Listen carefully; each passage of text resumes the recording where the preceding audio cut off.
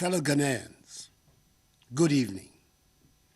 I've come to your homes once again, as promised, on the matter which continues to grip not only the attention of the nation, but also of the entire world, the coronavirus pandemic.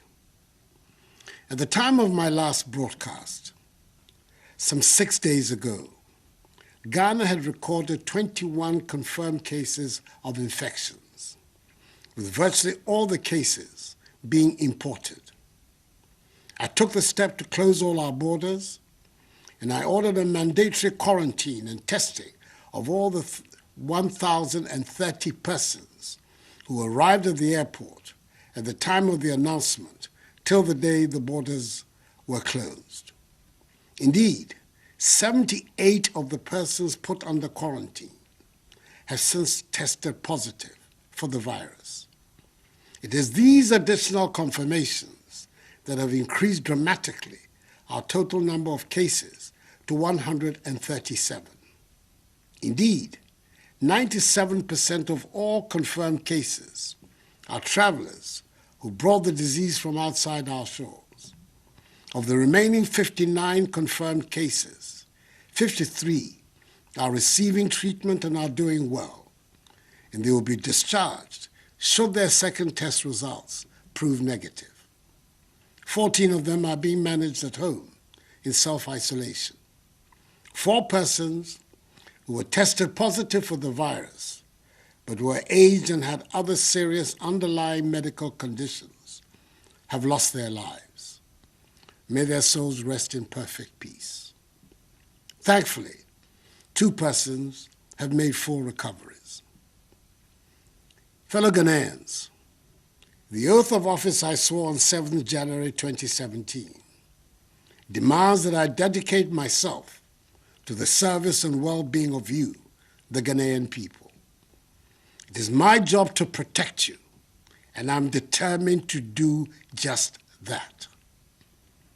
As I've said before, all the government is doing is intended to achieve 5 key objectives: limit and stop the importation of the virus, contain its spread, provide adequate care for the sick, limit the impact of the virus on social and economic life, and inspire the expansion of our domestic capability and deepen our self-reliance. Thus far, we have succeeded in halting any more importations of the virus into our country. And I thank the overwhelming majority of you for adhering to the good hygiene and social distancing protocols announced in my first broadcast to you.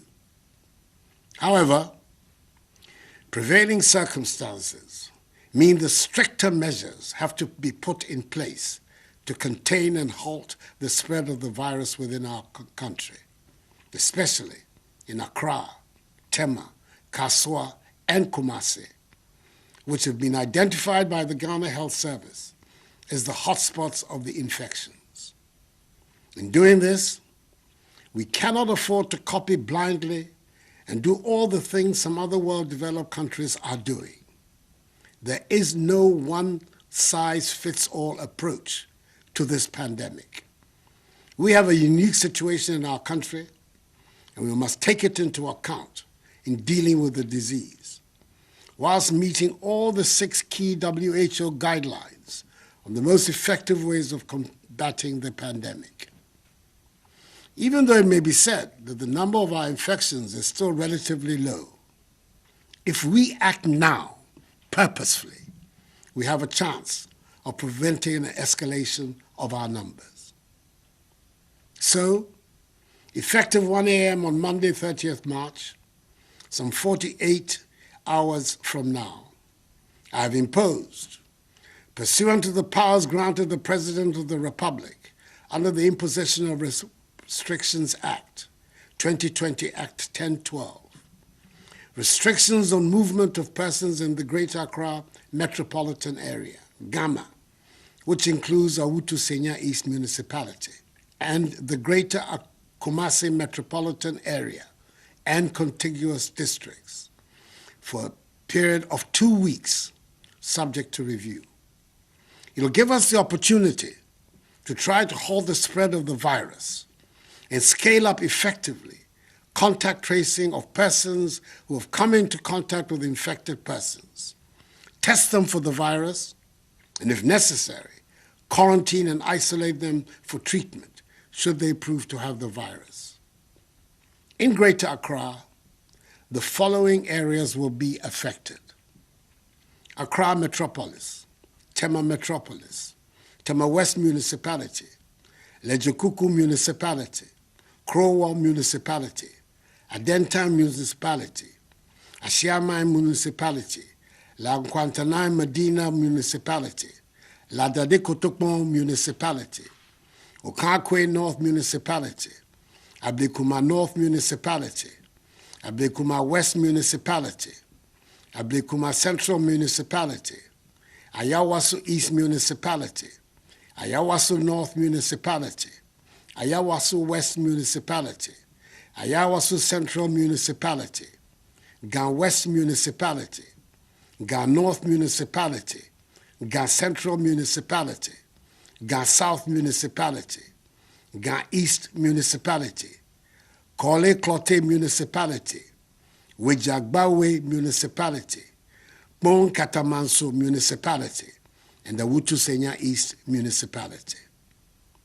In the Greater Kumasi metropolitan area and contiguous districts, the following areas are affected: Kumasi Metropolis, Asokwa Municipality, Swami Municipality, Old Tafo Municipality, Oforikro Municipality, Asokore Mampo Municipality, Kwadaso Municipality, Echiman Webieja Municipality, Kwabre East Municipality, Ejeso Municipality, Efija Kwabre South District, Bosomche District, Echima Kwanwoma District, and Echima Webiaja North District.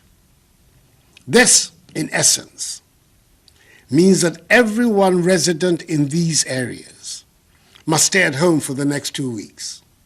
However, if you must go out, it must only be to get essential items such as food, medicine, water, undertake banking transactions, or to use public toilet facilities. But as much as possible, stay at home.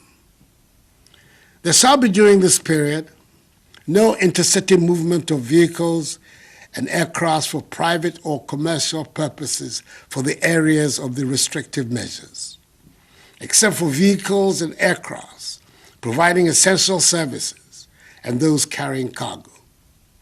Riders of motorbikes are not allowed to carry any additional person, and all intracity passenger vehicles, such as trotros and taxis, must reduce the number of passengers in order to observe appropriate social distancing and hygiene protocols. Additionally, all commercial vehicle stations shall observe appropriate hygiene protocols and social distancing. The Ministry of Transport has engaged the transport operators and unions in this regard. The Ministry of Local Government and Rural Development has also engaged with the metropolitan, municipal, and district assemblies and the leaders of the market associations in the country to make satisfactory arrangements about the operations of the markets that ensure observance of social distancing and enhanced hygiene protocols. In any event, only persons involved in the food value chain can operate in the markets during this period. Individuals and institutions providing the following services shall be exempted from the restrictions: members of the executive, legislature, and the judiciary. Production, distribution, and marketing of food, beverages, pharmaceuticals, medicine, paper, and plastic packages. Environmental and sanitation activities. Staff of VALCO, road and railway construction workers, mining workers, fisherfolk, members of the security agencies assigned lawful duties, staff of electricity, water, telecommunications, e-commerce, and digital service providers, and staff of fuel stations. Fellow Ghanaians, to accelerate the contact tracing process and ensure we contain the spread of the virus in the shortest time, we will use the military and police to assist health authorities to expedite the process. We'll also pursue a policy of testing all contacts of people tested positive. The affected areas, and indeed all other regions, have earmarked designated isolation and treatment centers for the management of suspected and confirmed cases, as well as the selection of facilities for mandatory quarantine is being carried out. An intensive public health education and community awareness on social distancing and hand washing will be carried out. It is very important that we protect all healthcare providers with personal protective equipment to make sure that they do not contract the virus in the process of protecting our lives. Government has therefore taken delivery of additional PPEs and more are being procured. Distribution of 17,000 coveralls, 350,000 masks, 17,000 goggles, 2,400 non-contact thermometers, 350,000 gloves, 25,000 sanitizers, and 30,000 test kits are ongoing for healthcare personnel and those undertaking contact tracing and testing. We're recruiting 1,000 community health workers and an additional 1,000 volunteers to help in this endeavor. 100 pickup vehicles and 2,500 tablets have been mobilized for the exercise.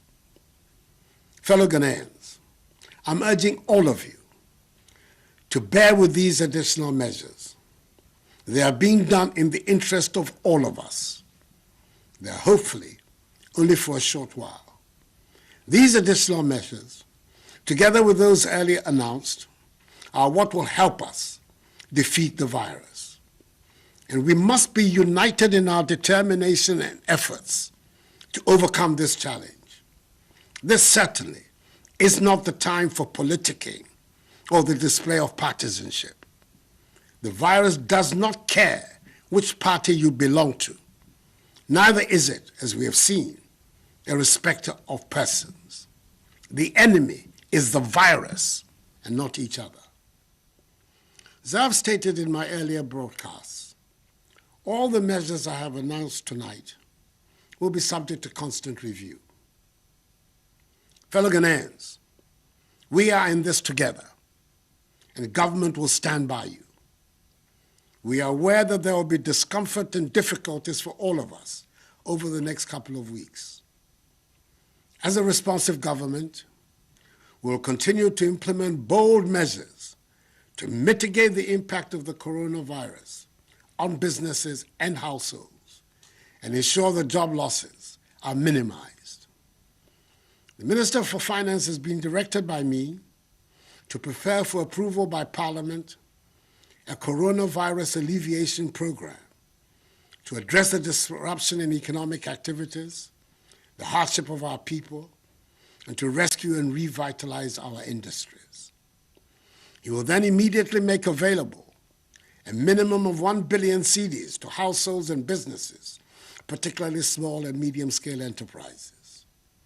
The commercial banks are, in addition, responding to the Bank of Ghana's 1.5% decrease in the policy rate and 2% in reserve requirement, with a 3 billion CD facility to support industry, especially in the pharmaceutical, hospitality, service, and manufacturing sectors. We're providing additional relief, such as extension of the tax filing date from April to June, a 2% reduction of interest rates by banks, effective 1st April 2020, the granting by the banks of a 6-month moratorium of principal repayments to entities in the airline and hospitality industries, i.e. hotels, restaurants, car rentals, food vendors, taxis, and Uber operators. All other sector credit exposures will be reviewed on a case-by-case basis. Mobile money users can send up to 100 cedis for free, and 100% to 300% increase in the daily transaction limits for mobile money transactions. Let me also reiterate that the ban on public gatherings, religious or social, is still in force. Anyone, irrespective of status, religion, or ethnicity, who is found to be flouting them will be dealt with fully in accordance with law. The security services have been clothed with the necessary power to enforce these measures, and I assure responsibly, but without fear or favor, ill will or malice. Fellow Ghanaians, with the Bank of Ghana predicting a worst-case GDP growth rate scenario of 2.5% for 2020, should the virus continue to linger for the rest of the year, the effects on our economy would be dire. However, as we have demonstrated over the course of the last 3 years, where we inherited an economy that was growing at 3.4% and transformed it into one which has grown by an average of 7% over the last 3 years, I assure you that we know what to do to bring back our economy back to life. What we do not know is how to bring people back to life. We will therefore protect people's lives, then their livelihoods. For the next 2 weeks, I urge all of you, especially residents in the affected areas of Greater Accra and Greater Kumasi, to be reminded every day that the front line of the fight against coronavirus is your front door. If you cross it, you and your family will likely be infected. So please, stay at home. It is vitally important that each one of us, in all parts of the country, continue to observe the social distancing and enhanced hygiene protocols, for they are the weapons of our defense against the virus. I'm announcing tonight the establishment of a COVID-19 fund to be managed by an independent board of trustees and chaired by former Chief Justice Sophia Akufo, to receive contributions and donations from the public to assist in the welfare of the needy and the vulnerable. I've directed the Controller General to pay my next 3 months' salary, i.e. April, May, and June, into this fund. Let me also thank, from the bottom of my heart, the churches, financial institutions, and individuals who have already made donations to help in this fight. God richly bless them. We can defeat this virus if we all commit ourselves to respecting all the measures that have been outlined. I'm confident that Ghanaians will comply with them, and the security services will not have to intervene with extraordinary means to enforce them. The love of country is deeply embedded in all of us, and I assure you that the security forces will conduct themselves with the necessary professionalism. Mr. Ramo, in some of my cane, yen yina yen bomodin ni ndiso. Yankopon adaroma e beboyen. Min panyefai. Sanene ni wie. Nye fe nye boa modin ni yen yeno. Ni modromo e ba wa wo fe. We have prayed to Almighty God to heal our land, and I know that by the grace of God, He has heard our cry. Nonetheless, each one of us must do his or her part. May God bless us all and our homeland Ghana, and make her great and strong. I thank you for your attention. Good night.